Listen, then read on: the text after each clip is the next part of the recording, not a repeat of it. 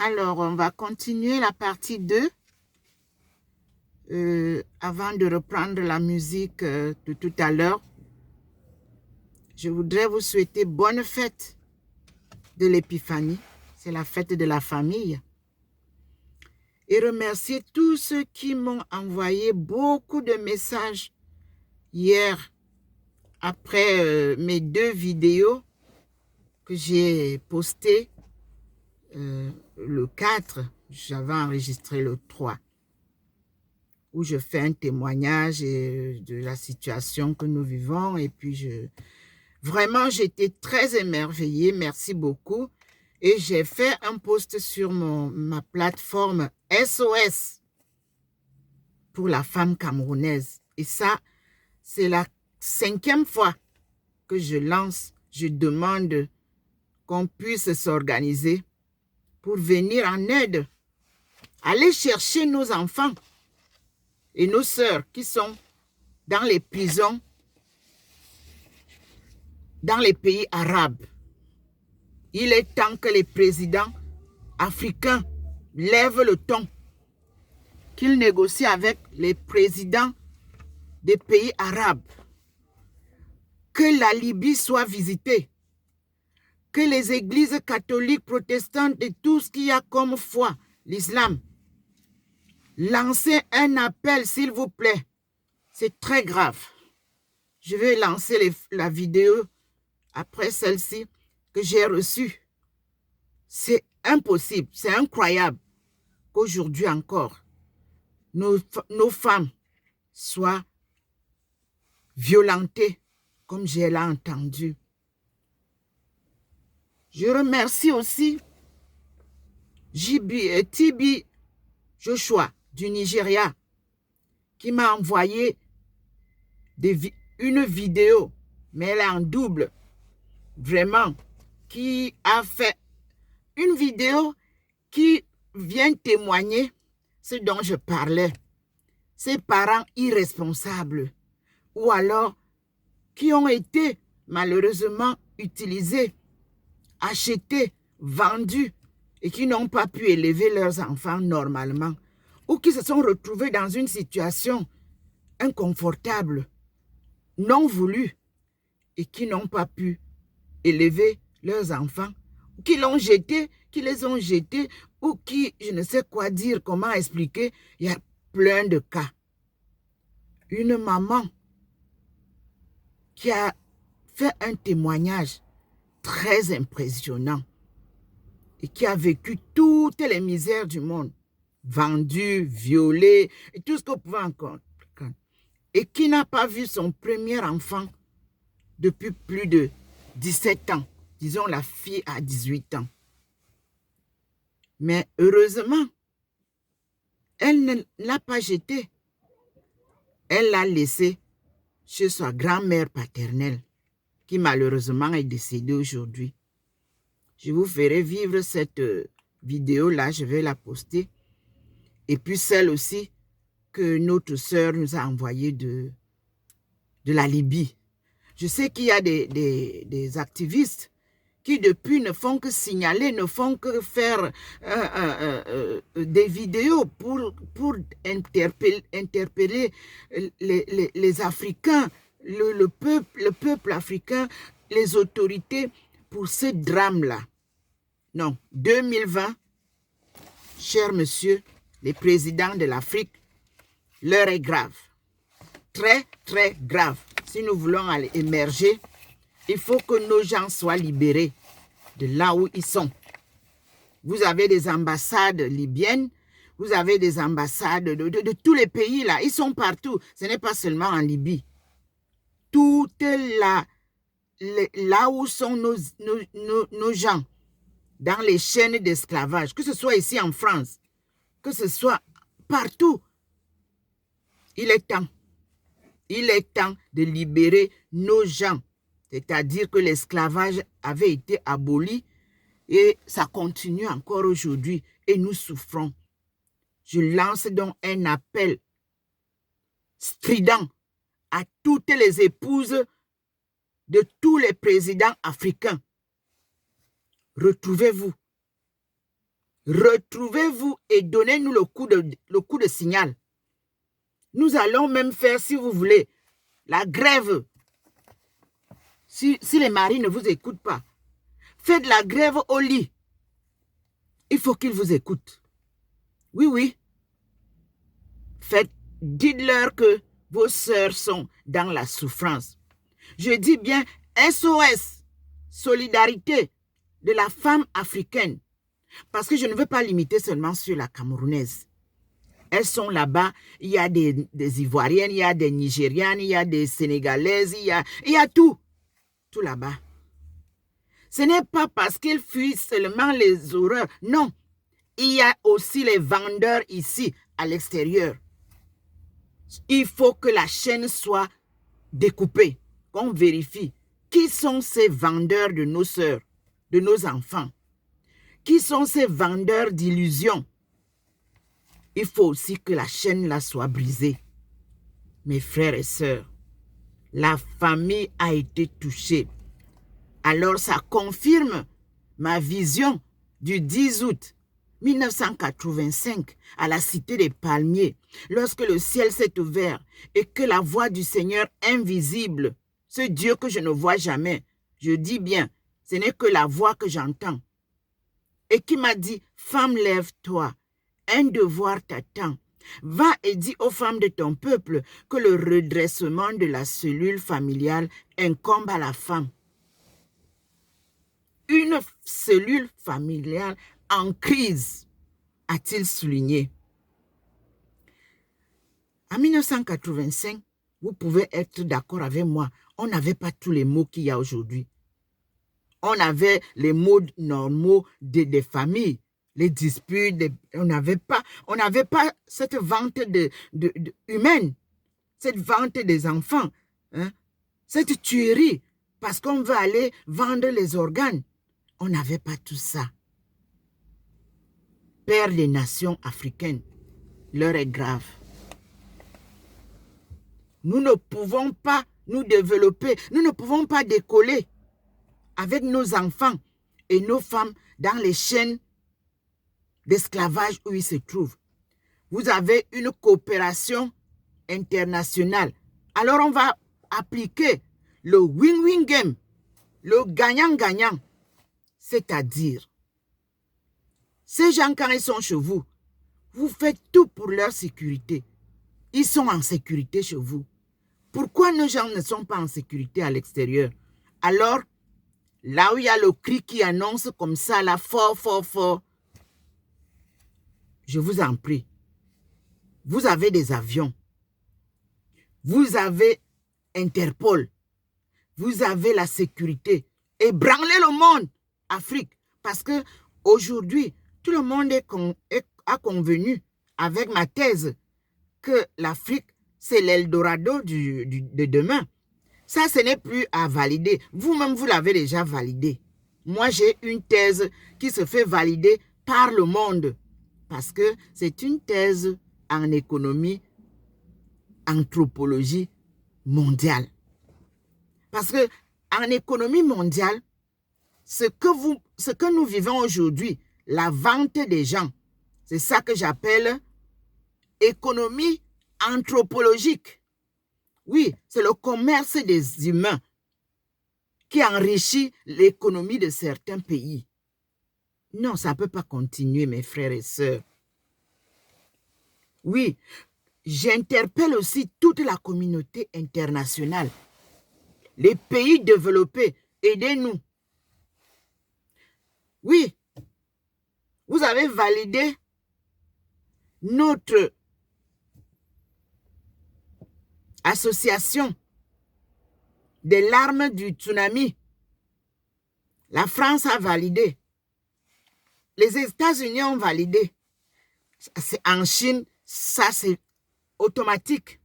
Parce que nous avons là-bas la fondation Christ. Parce que j'avais perdu mon fils qui est enterré en Chine à cause d'un homme qui a refusé de signer un fax pour envoyer au ministre des Finances du Cameroun. À l'époque Edouard Akamonfumo. Mon fils se retrouve aujourd'hui enterré dans un cimetière musulman à Pékin parce qu'un ambassadeur, Etienne, a décidé comme ça. Parce que j'ai dit non.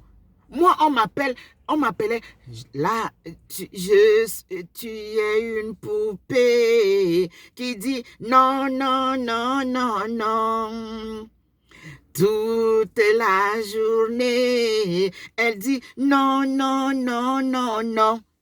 Moi, si je dis non, c'est non. Je ne sais pas dire non et oui.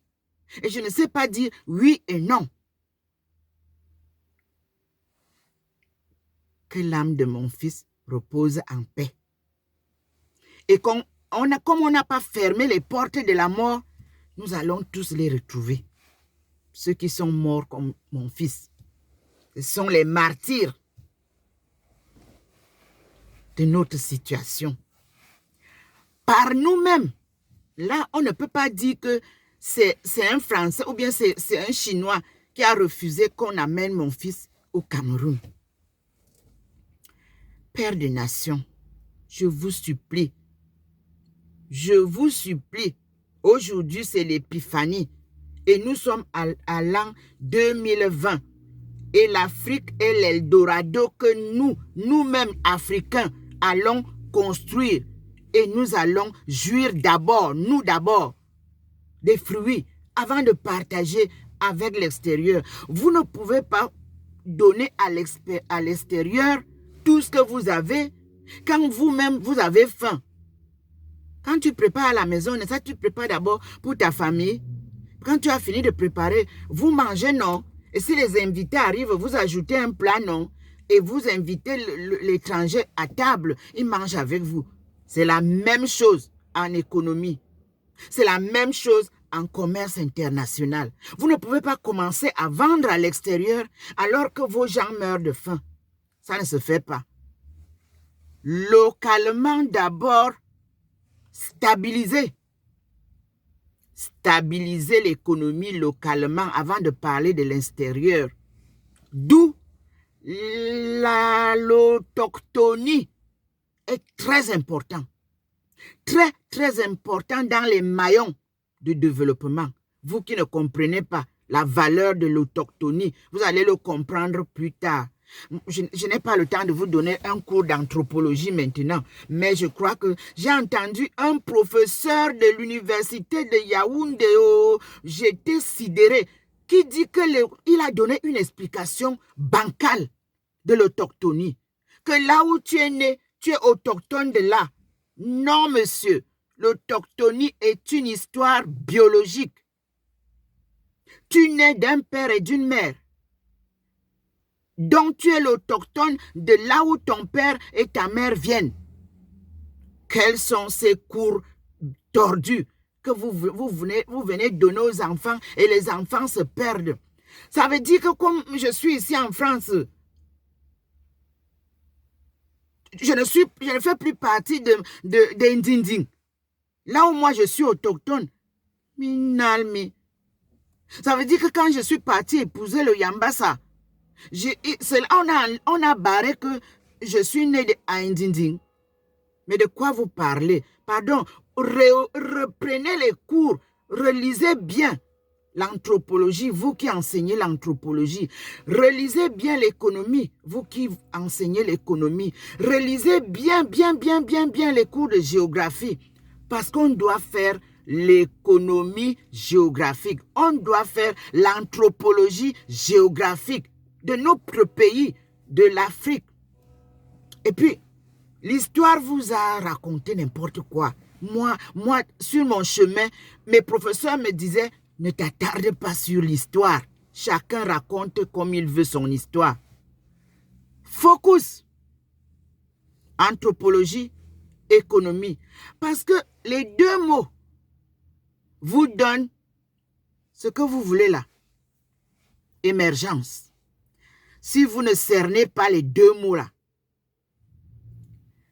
vous n'allez pas émerger. Les histoires vont vous embrouiller.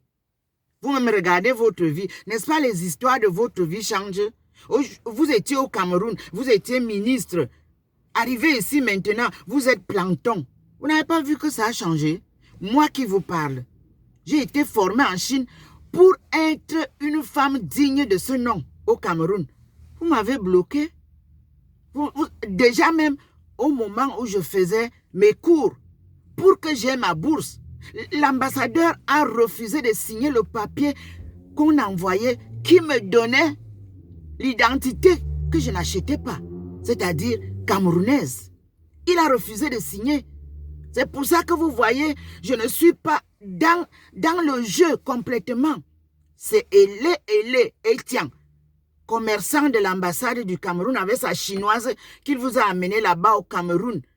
Et c'est lui qui est le maître de tout ce qui a été là comme échec de la coopération Chine-Afrique.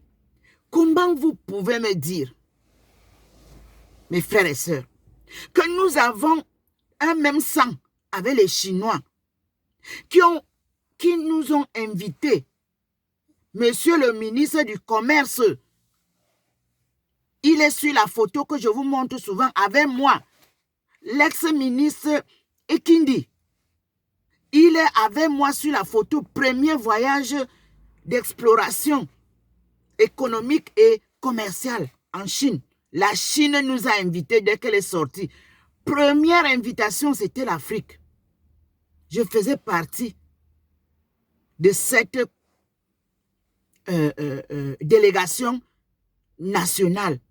Je ne suis que la seule qui aura continué ce qu'on nous a invité à les faire. Comment pouvez-vous imaginer que celle que la Chine a formée pour venir vous faire,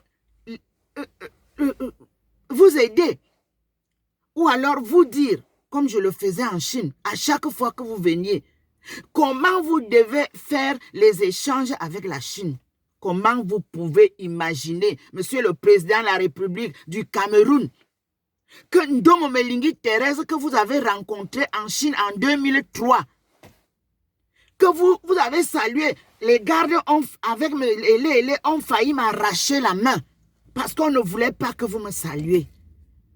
Et moi, j'ai amené toute l'histoire de l'Afrique et la Chine que je voulais vous donner. Je n'avais pas d'argent pour acheter ça, Monsieur le Président. Ça coûtait 50 000 $. Mais je m'attendais que la Chine vous offre ça. C'était ça que je suis venu vous donner. Que Elé a refusé. Parce que c'est ça qui devait casser leur bisgot qu'ils ont continué à faire pendant tout ce temps que moi je suis ici. Mais c'est Dieu qui m'a protégé parce que il m'a dit ne pleure pas. Les Chinois m'ont dit ne pleure pas. Nous allons partir avec toi développer l'Afrique. Reste tranquille. Et vous avez vu, la Chine vous a laissé faire tout le désordre que vous avez fait. Là, je répète, la vraie Chine n'est pas encore arrivée au Cameroun. La vraie, celle qui va nous développer. Elle attend que la corruption quitte le sol. Elle attend que tout soit organisé. Elle attend que la culture rayonne. C'est ça l'autochtonie. Vous ne pouvez pas faire rayonner la culture des 268 tribus que vous avez quand nous n'avons sur la scène internationale qu'une tribu, Bamileke, qui n'est même pas une tribu. Elle est un groupement des ethnies d'une seule région. Et puis, elle condamne à l'extérieur la deuxième tribu que les colons avaient fabriquée. Ce n'est pas un groupement biologique. Les Bétis et les Bamileke, ce sont deux groupes coloniaux. Deux groupes coloniaux que le colon a mis sur pied pour gérer ses affaires. Oui. Alors, anthropologue, voilà un cas, une étude de cas que je vous donne. Vous qui vous plaignez de de l'autochtonie. Faisons un cours. Aujourd'hui, on a Internet, on a Facebook. Je suis prête. Ouvrez une conférence. Le ministre de l'enseignement supérieur, moi, je vous avais dit que moi, j'aurais ma chair sous l'arbre. Ouvrez un cours d'échange entre les professeurs de votre université et moi. Nous échangeons et nous expliquons ensemble au peuple camerounais l'autochtonie. Bon, et puis on m'a envoyé une thèse enfin c'est celle-là que ceux qui ont fait la GOA ont utilisé. Une thèse en économie politique. Je répète, il n'y a pas d'économie politique. La politique, ça dépense seulement. C'est les dépenses. C'est la tromperie. C'est la roubladise. Vous-même, vous pouvez analyser. Quand il y a les élections, regardez combien on dépense. Et quand on dépense, on donne même l'argent à des gens qui n'ont même pas gagné les élections. C'est eux qui profitent. Et le peuple alors, Ndjanga, où est-ce qu'on peut économiser là? Je ne fais qu'un petit détail. D'un cours que je peux donner 100 livres, comme je parle là. Quelle est la politique qui peut vous faire économiser? D'abord, la politique appauvrie. Vous tous qui avez suivi le cours de 2018 à 2019, allez dans vos comptes bancaires. Allez voir ce que vous avez ruiné. Oui, ceux qui ont gagné les élections, ils continuent. Vous autres qui avez perdu l'argent qu'on vous avait donné, je crois même que vous n'en avez plus.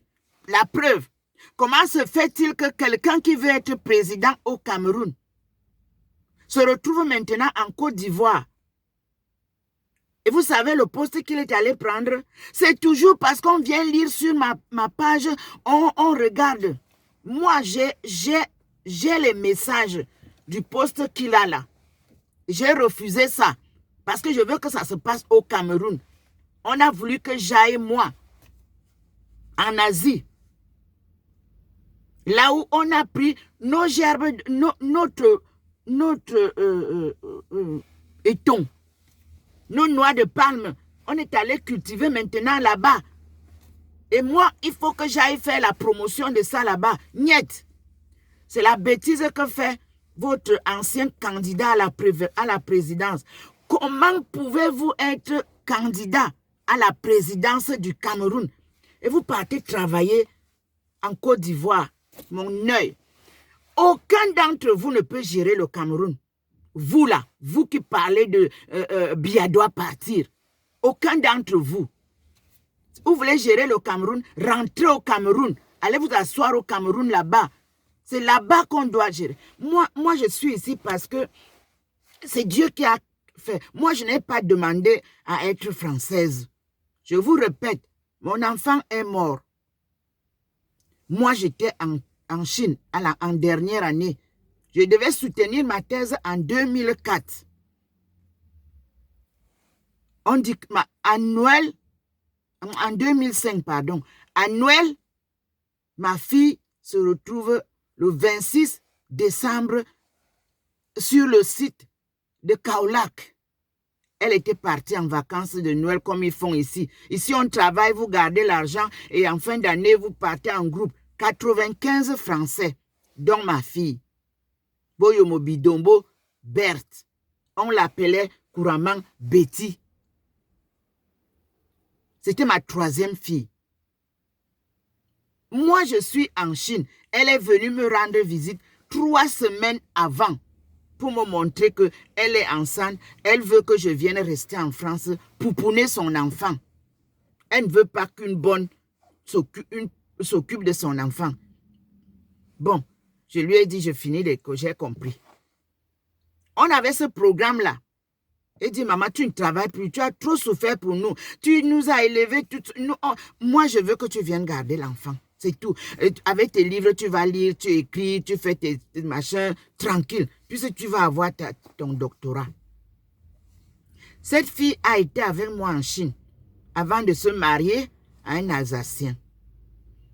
Donc, On annonce que ma fille est décédée, mais elle est introuvable. Et qu'on doit clôturer le dossier. Alors, c'est la France qui m'appelle. Hein? Moi, je leur dis que non. Moi, je suis en train de finir une année en anthropologie. Donnez-moi l'occasion d'aller, moi aussi, essayer avec vous de la retrouver. Bon, alors, on ne me répond pas. Et dans les heures qui suivent, on me dit d'embarquer et de venir à Pékin, c'est-à-dire à Beijing. De venir, on va m'embarquer donc, puisque je dis que je vais aller chercher moi-même. C'est comme ça que je dois monter à Pékin, de nuit. J'appelle, mais là je pleure avec les étudiants et de deux. Je dois monter demain, mais là où j'enseigne, on me dit que pour que je quitte les élèves en plein cours comme ça, il faut que je paye une amende de 3600 $. Eh oui, mon fils, j'appelle mes enfants, on fait là. Mon fils me dit, maman, on va payer. T'inquiète pas, dis-leur que demain matin, on va payer. Voilà comment je paye la pénalité. Et j'appelle mes collègues de Beijing, qu'on me trouve une possibilité de transport de mes effets.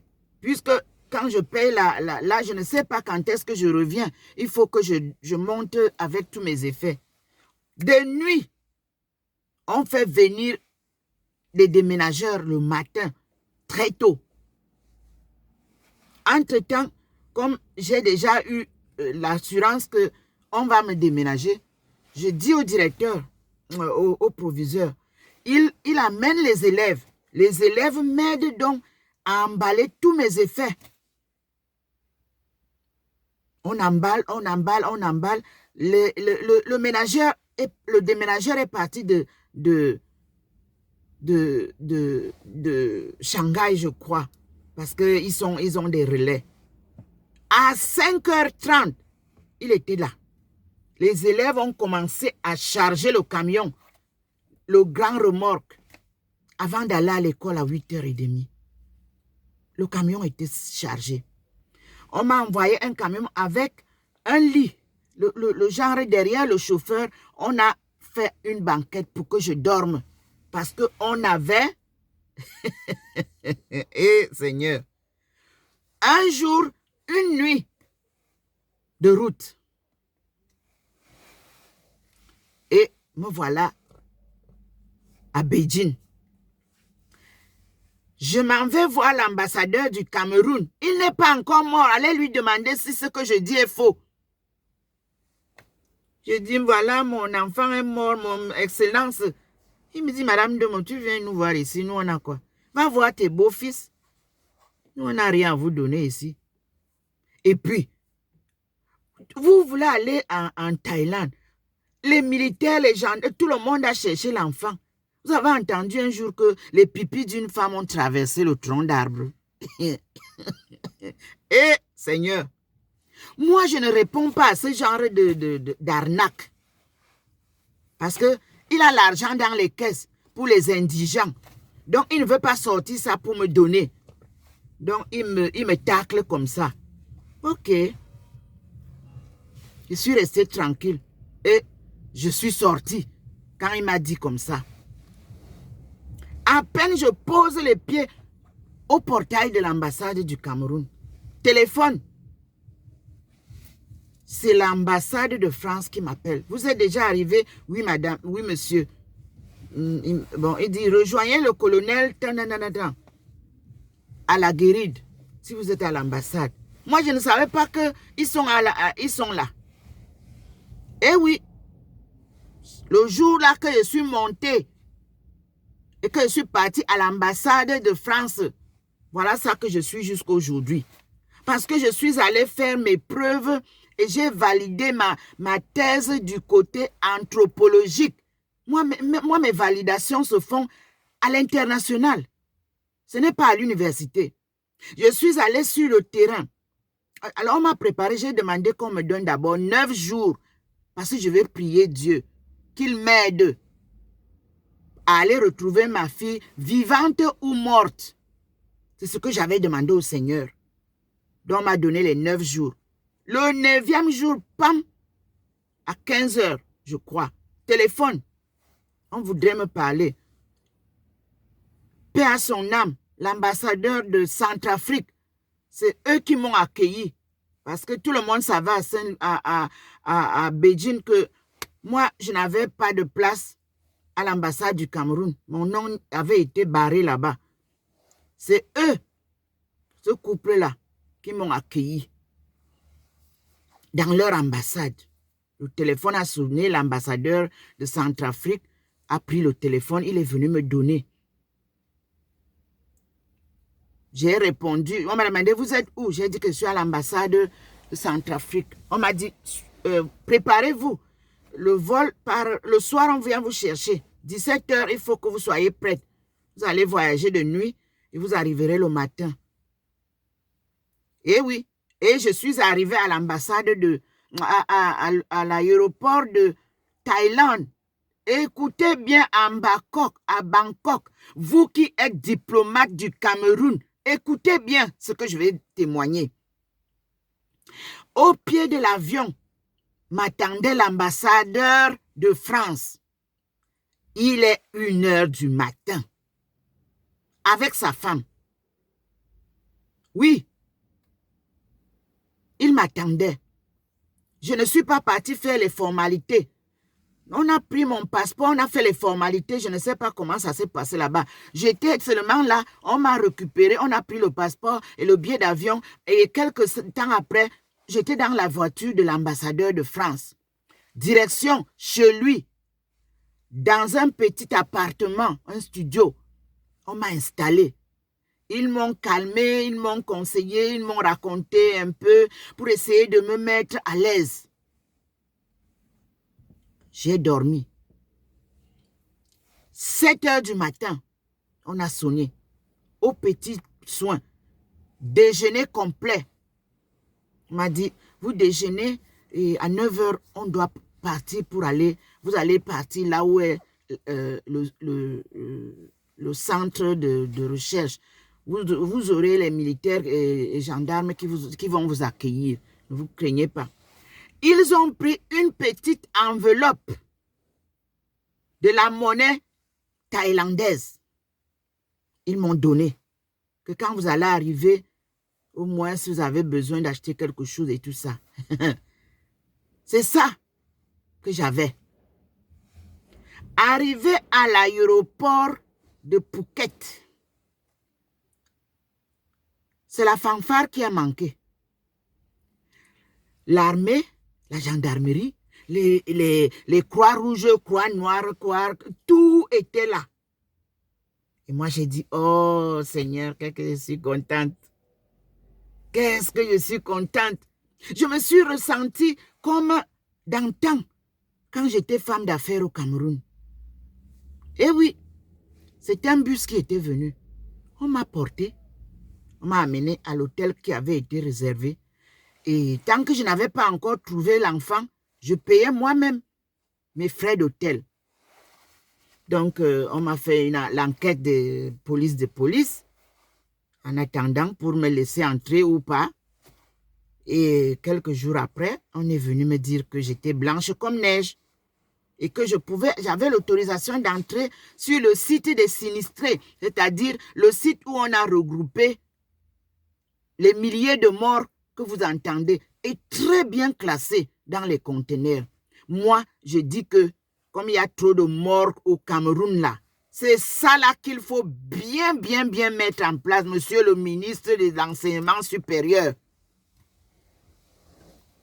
Quand j'ai vu comment les cadavres des ECA étaient empilés comme les sacs de Macabo, j'ai pleuré pendant des semaines.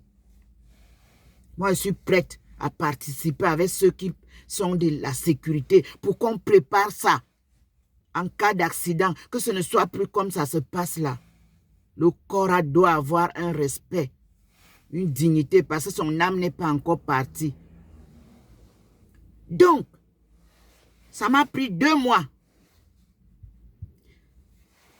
Quand on m'a reçu pour commencer la recherche, on m'a demandé comment tu vas faire ça. Je leur ai dit que je veux qu'on me donne des étudiants de master ou doctorat. Parce que les autres de licence là ne vont rien comprendre. Je vais travailler avec ceux-là pour chercher le corps de ma fille. Et ça a été fait. Les étudiants passaient au fur et à mesure. Vous avez des photos que j'ai fait publier, où vous me voyez. Et qu'est-ce qui s'est passé? Le premier jour, donc, quand on a donné l'accord, on me fait visiter là où ma fille a dormi pour la dernière nuit. Et à la descente à l'hôtel, donc, je rencontre nos étudiants de l'université de Rémine Tachue, c'est-à-dire l'université Rémine. Alors, j'entends Loche, c'est-à-dire professeur, je regarde, je reconnais les étudiants. Ils s'approchent de moi. Ils me demandent, what happens?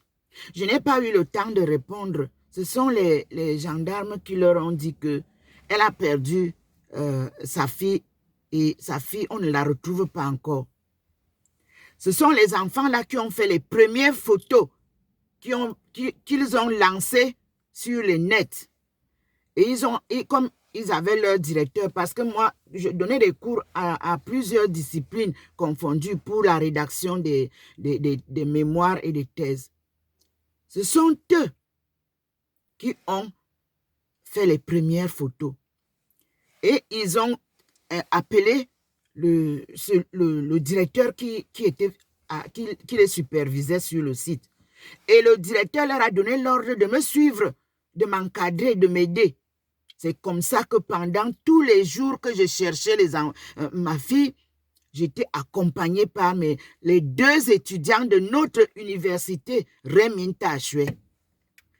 Est-ce que le Cameroun n'avait pas une représentation diplomatique qui couvrait la Thaïlande? Mais si. C'est elle qui devait envoyer donc les gens venir me soutenir. Je n'ai vu personne. Quand bien même les journaux avaient déjà publié en Chine que l'université était ébranlée, les étudiants ébranlés. Ça n'a pas levé le poil de monsieur le demi-dieu. C'est comme ça qu'on l'avait surnommé à Pékin. Demi-dieu. Il est Étienne. Et Madame Biféré, le couple Biféré, les gestionnaires des milliards de l'ambassade du Cameroun, qui sont libres au Cameroun là, et qui ont boycotté. Ils m'ont bengabi ma chasse, comme on dit chez nous en Eton, quand ils ont vu qu'on me prépare pour aller en Belgique. Après mes cours, je devais être là où ils sont maintenant. C'est vous qui savez. Là où vous les avez mis là-bas, le centre de commerce international, les échanges avec le Cameroun et l'Europe et tout le reste. C'est vous qui savez. Et donnez-moi le compte rendu. Moi, aujourd'hui, je suis française. Si je veux travailler là-bas, je peux aller travailler. Mais j'ai dit non. Je ne rentre pas dans la danse. Je marche selon ce que mes directeurs de thèse, selon ce que la Chine me dit de faire. Nous allons retrouver le point de départ. Avec vous, nous allons faire la réalité. Nous allons établir les relations gagnant-gagnant avec la Chine. Vous voyez, il ne faut jamais vouloir prendre la chose que Dieu a placée pour quelqu'un d'autre. Ce que Dieu a prévu pour vous, on appelle ça le destin. Vous montez, vous descendez, vous êtes là. Me voici. Me voici maintenant, je suis en France. Je ne vous parle pas du Cameroun. Je ne suis pas en Chine. Vous voyez? Il m'a enlevé de Chine parce que si vous me retrouviez en Chine, vous allez trop me déranger. Dieu m'a sorti de Chine, malheureusement, suite à la mort de ma fille.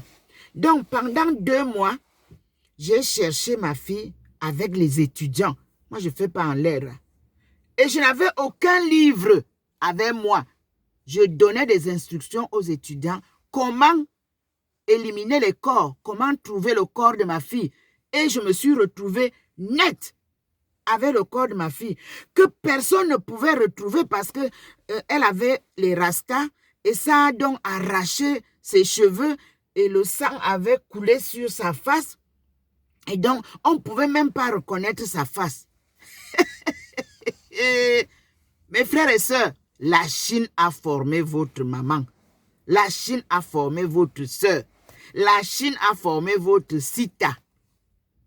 Monsieur le Président, vous fêtez les coupes, hein? Vous allez fêter la vraie coupe féminine. Ça, c'est la coupe du siècle. Parce qu'elle se fait, elle se fait valider par le monde. Elle ne se fait pas valider par les stades du Cameroun ou le stade de la Chine. Non, elle est sortie du Cameroun pour aller en Chine. Elle a travaillé en Chine, elle a souffert, elle a tout fait. Oui, oui. Elle a bavé. Vous l'avez même renoncé, renié. Le président de la chambre, comment on appelle ça, des députés là, Kabayere Djibril, papa, n'est-ce pas, tu es venu en Chine et la Chine m'avait aidé à ouvrir la maison africaine. Et j'ai organisé une réception pour toi et toute ta délégation des députés, messieurs les députés qui sont encore vivants. N'est-ce pas, monsieur Kabayere Djibril? N'est-ce pas, je vous ai organisé une réception, j'ai demandé la permission avant votre départ en Russie. Elle vous a bloqué à l'aéroport, organisé une réception à l'aéroport, alors que toutes les délégations diplomatiques de la Chine vous attendez à la maison africaine pour qu'on s'organise pour le décollage économique que nous allons faire aujourd'hui. Là-bas, vous pourriez rencontrer tous les ambassadeurs. Elle, si je mens, Madame Bifere, c'est toi qui jouais le ping-pong entre l'aéroport et le restaurant. Si je mens, répondez-moi. Vous avez mon téléphone, vous avez tout. Dites que je raconte des histoires. On va vérifier. Il y a une vidéo qui avait été faite. L'interprète étudiant que vous avez collé là-bas pour qu'il interprète à l'envers. Les Chinois, mais nos étudiants, ils ont dit que c'est quoi ça? Ah, ils lui ont arraché le micro parce que vous croyez que les Chinois ne parlaient pas français ou anglais. On a fait la bonne traduction. Vous êtes au Cameroun là. Demandez à certains anciens diplomates de l'ambassade du Cameroun. Je suis parti avec un jusqu'au pied de l'avion. Monsieur le Président Kabayere Djibril, vrai ou faux, je me suis mise à genoux à la passerelle pour vous dire, Monsieur le Président, ne ratez pas le bain parce que c'est nous, le Cameroun, qui va soulever le décollage économique des pays africains. Vrai ou faux, papa? Je vous ai dit ça. Mais elle avait déjà manigancé tout. Madame Bifere avait sa fesse en l'air, montait, descendait. Tout a été bloqué. C'est le même blocage, monsieur le président de la République du Cameroun. Excellence Paul Biya, regardez comment vous êtes parti au dernier voyage. Comment un président de la République peut aller en voyage en Chine? Les hommes d'affaires restent derrière. Vous là, vous qui avez volé tout l'argent des caisses d'État, vous qui prenez tout l'argent pour vous dire que vous faites les affaires, vous qui décevez le président de la République du Cameroun pour qu'on dise que c'est lui qui a échoué, vous mentez. C'est vous qui allez échouer parce que Toutes vos sociétés du Cameroun là, des sociétés qui ne sont pas les vraies sociétés chinoises. Nous, on a le report de ça.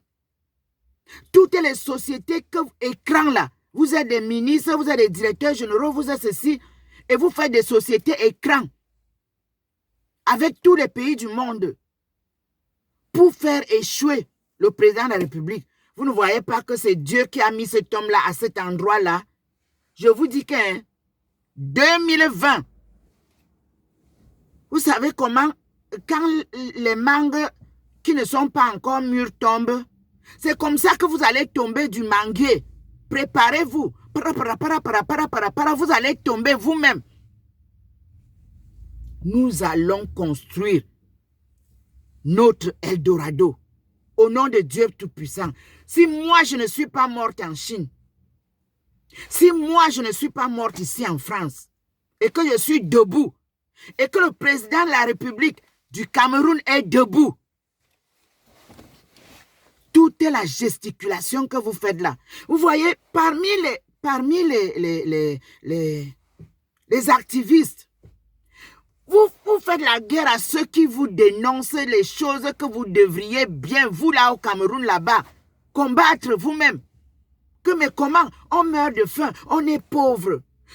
Vous-même, vous vivez le vol là, en direct. Vous vivez la corruption en direct. Et vous voulez que tout ça, ce soit seulement le président de la République qui se lève pour dire que toi, on t'amène en prison. Toi, on t'amène... Vous parlez de révolte de la rue. Non, la révolte ne sera pas contre le président de la République. Je vous dis, la révolte sera comme en Chine. Vous savez comment c'était en Chine? Tous ceux qui volent, tous ceux qui trahissent le président, tous ceux qui racontent n'importe... Même si tu es la femme du président, si tu es dedans, on te prend. Tu es l'enfant du président, si tu as fait, on te prend. Vous savez ça? Laissez-nous, nous ne voulons pas le désordre, nous voulons la paix. On a appelé notre transition et notre révolution pacifique. C'est-à-dire transition pacifique, révolution pacifique. C'est ça le Cameroun, dans la paix. Alors, vous qui avez volé, vous qui avez corrompu les autres, et vous êtes dehors tranquille, et les corrompus sont en prison, dormez tranquillement parce que on va venir vous réveiller en caleçon. Vous allez sortir comme on avait sorti l'ancien président de Côte d'Ivoire, qui pourtant est un homme honnête. En caleçon, en sous-vêtements. Je vous dis que Dieu ne dort pas. Il est omniprésent sur la terre qu'il a créée. Et je vous dis que quand quelqu'un dit que Dieu m'a dit que, tournez votre langue 10 fois avant de le dire. Soyez très conscient que Dieu n'est pas un homme pour mentir. Ce qu'il dit se réalise. Je vous ai envoyé dans la nuit sur ma page le message de mon appel pour ce que nous faisons maintenant. Allez lire Ésaïe 49, 1 à 6. Vous vous arrêtez d'abord. Vous verrez comment j'ai détaillé. Vous prenez 7 à 13, vous vous arrêtez. Vous prenez 14 jusqu'à 26. Allez lire. Aidez-moi à réaliser cette phase finale-là. Je n'ai pas besoin de votre argent, je n'ai pas besoin de quoi que ce soit. Les gouvernements partout où je suis passé peuvent le témoigner. Aucun gouvernement ne m'a jamais donné 5 francs. Aucune institution financière ne m'a jamais aidé. Vous pouvez vérifier. Quand Dieu vous envoie en mission, il pourvoit. Il ne vous envoie pas pour être riche. C'est ça qu'on appelle patriote. Vous qui êtes de la base là, vous partez écrit que vous êtes patriote. Ah, effacez-moi ça. Vous savez ce que c'est qu'un patriote? On est patriote, on ne devient pas patriote. Le patriote est celui qui meurt pour son pays. Pas pour quelqu'un. Pas pour ses intérêts. Vous avez compris ça? Il y en a qui me parlent de patriotes dans la basse. Il y en a qui me parlent de patriotes dans les combats. Il y a les vrais gens qui ont sacrifié leur vie pour la cause camerounaise, pour la cause africaine. Nous ne sommes pas nombreux. Quand Dieu te donne cette mission-là, ça te brûle, ça te change, ça te transforme. Ceux qui n'ont pas encore compris que ce n'est pas par la force personnelle qu'on réalise l'œuvre de Dieu, soumettez-vous à la volonté de Dieu. Calmez-vous. Faites chemin avec Dieu. Parce que Dieu, lui, quand il vous envoie, il ne vous permet pas de combattre. Non. Observez. Parce que quand moi, je vais vous ouvrir ma page de tout ce que j'ai subi, mais la seule chose que je n'ai pas permise, c'est que quelqu'un connaisse ma nudité. Jamais ça. Violer, jamais. Coucher avec moi sans que je le veuille, jamais. Me draguer sur ma route, vous perdez le temps. Je rigole avec vous tous. Parce que j'ai vu tout ça. J'ai été me mariée à quelqu'un qui croyait que tout ce que j'avais, il pouvait prendre ça. Aujourd'hui, allez lui demander, je crois qu'il est très riche maintenant. Il m'a fait baver. Allez lui demander. Il m'a abandonné. Moi, j'ai préparé mon séjour en Chine. Je n'aurais eu besoin de rien. Il a récupéré ça, il a donné à une femme qu'il a épousée après moi. A demandé à Madame Bifferet. Elle est venue me demander pardon. Je vous fais encore une confidence. Aujourd'hui, c'est la fête de l'épiphanie. La famille. Madame Bifferet, Lydienne, est celle qui m'a le plus